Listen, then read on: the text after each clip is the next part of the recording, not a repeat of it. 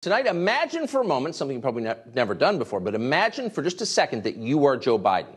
You have spent your entire life in politics. You've ascended to high office, but in fact, you have achieved very little. As political careers inevitably do, yours is ending in bitterness and failure. You've sacrificed your entire life to personal ambition, but you have nothing to show for it. You have no close friends. Your family is in tatters.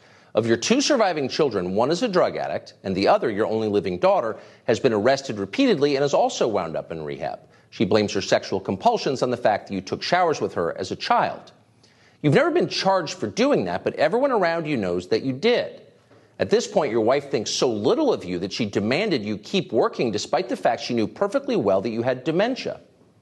In retrospect, your life has amounted to a very sad story. And saddest of all, it's almost over. Weeks from now, you will turn 80. This is the point in the journey where a decent man turns inward. Old age is the pause that God gives us to reflect on what we've done and what we've left undone, and above all, to ponder where we might be going next. If you're Joe Biden, you would ponder that. How could you not? But Joe Biden is not doing that. In the final days of his 79th year, Joe Biden is not asking questions about the fate of his soul. He's making pronouncements about yours, the soul of the nation, as he puts it. That's the topic of his primetime speech tomorrow night. Don't expect to hear anything transcendent as he speaks. We haven't seen the transcript, but we can say with confidence that Biden will not say a word about the single gravest problem that our country faces, which is the utter lack of meaning in our national life. What exactly do we believe as Americans? What's the point of all of this? Fighting climate change? Yelling about diversity and equity and trans rights? It can't be the point. Those are fads. They're not ideals. And if they're all we have, we're in trouble. There is a yawning void at the center of American identity. No wonder everybody's gone crazy. But don't expect Biden to address any of that tomorrow night. Biden is, above all, a partisan, a team player, right or wrong. So naturally, he will use his time to push for partisan advantage ahead of the coming midterm elections. And that alone is not surprising. That's what most politicians would do.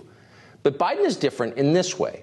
In his age, Biden has lost all sense of proportion and restraint. His fine motor skills are gone. He no longer persuades, he bludgeons. Quote, "What we're seeing now is either the beginning or the death knell of extreme MAGA philosophy," he announced in his speech last week. It's not just Trump, it's the entire philosophy. It's like semi-fascism. Fascists. That's what the other side is, says Joe Biden. An American president comparing tens of millions of his own people to the moral monsters we shot and bombed and later hung from the gallows in World War II.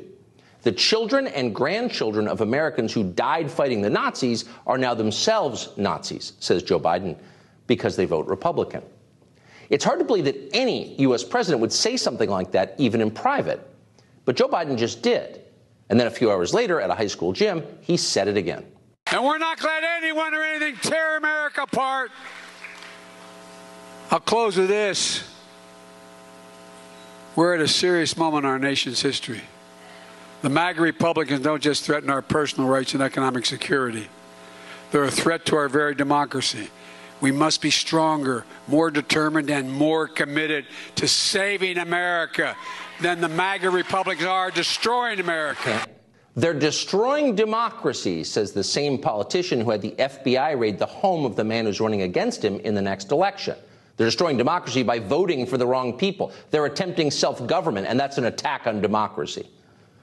It was all so crazy and over the top, so yes, extreme, that you couldn't believe the White House press office would even try to defend it. It would have been better to announce that Biden must have had a stroke, apologize, and then move on. And yet the White House seemed completely unashamed of what he said. Biden's history-making publicist, the single dumbest person ever to hold that job, explained that her boss had spoken intentionally and with precision. He, quote, called it what it is, meaning Biden called Republicans what they are. They're Nazis. He said so. Next question.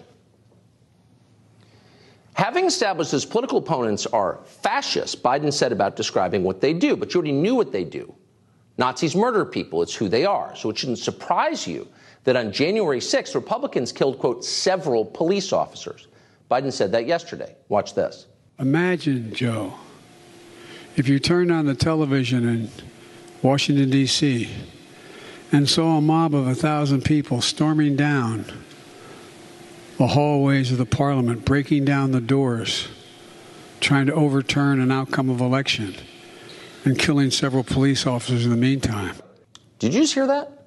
On Insurrection Day last year, Donald Trump's Nazi QAnon army, quote, killed several police officers. Really? We didn't know that. How many police officers were killed, Joe Biden? Can you be more specific? Can you tell us their names? He can't, of course, and he didn't because there aren't any.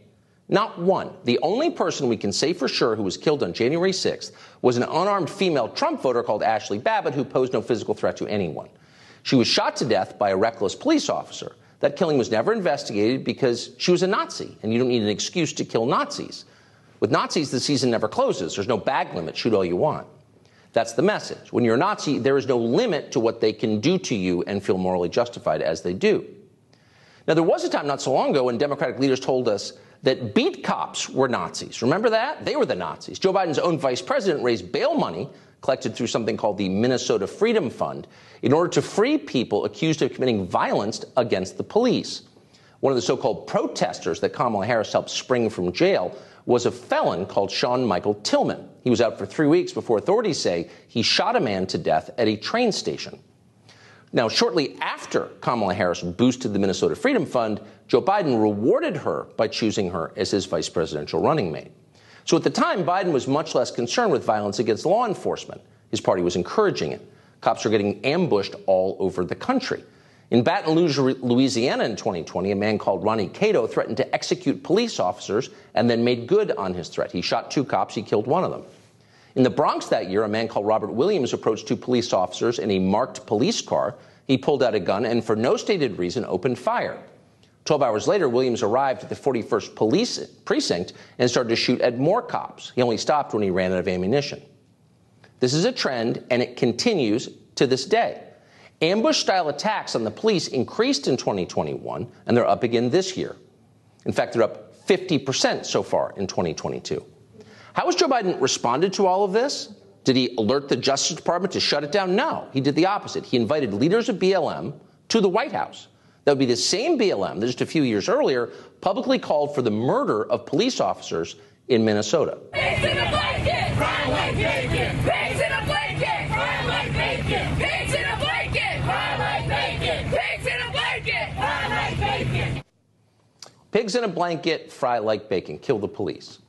That was fine with Joe Biden. So his position on cop killing, we can say with certainty, has changed in recent years, but then so have his views on a lot of things, including national unity. So here's a video that we have saved for more than a year and a half. It was recorded just after the election justice protests of January 6th. At the time, Biden said he wanted to bring the country together. Do you remember this? Here it is. Today, on this January day, my whole soul is in this, bringing America together, uniting our people, uniting our nation. We can join forces, stop the shouting, and lower the temperature. And so today, at this time, in this place, let's start afresh. Stop the shouting, lower the temperature, unite our nation. That's exactly right. Whatever happened to that Joe Biden? We'd vote for that Joe Biden, probably. We'd certainly like him back, but we can't now. America has changed too much. Why? Because the Biden program didn't work. It turns out the country needed more than equity. We needed competence. We needed someone wise to run the Federal Reserve. We needed engineers who actually understand how energy grids work and don't just posture about them. We needed a Pentagon that could win wars and a State Department that at least occasionally considered the interests of the United States. We needed federal law enforcement that cared above all about justice. We needed intel agencies that spy on our enemies, not on our citizens.